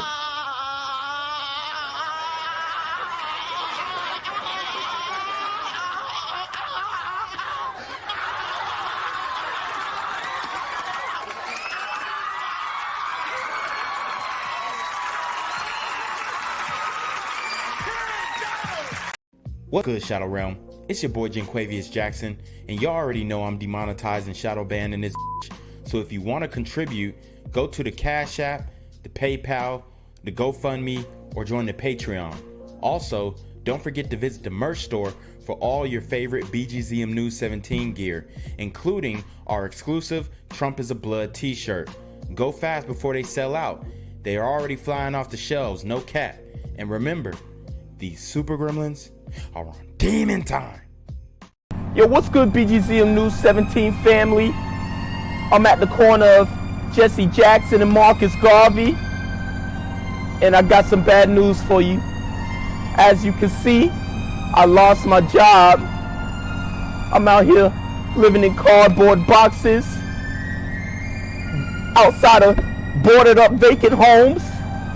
YouTube said I'm done getting money out here in these streets. They even took my funky ass suit. So anything right now would help. So go ahead and hit that Cash App, hit that PayPal, hit that GoFundMe. Hell, cop the merch. Or if you want to make the long-term commitment to the Jenquavius Jackson Fund, join the Patreon so that I can continue to put out top-notch content each and every day. Also, check out the Rumble, where there is absolutely no censorship. Link in the description box below. Hey, yo, ain't that nigga did Quavius? Yo, I recognize. No, that's not me no more. Hey, yo, run your pop. Y'all killing me with this shit. Do the opposite of Antonio Brown and take What all your more shit do off. you want from me? Gang violence and other kind of violence.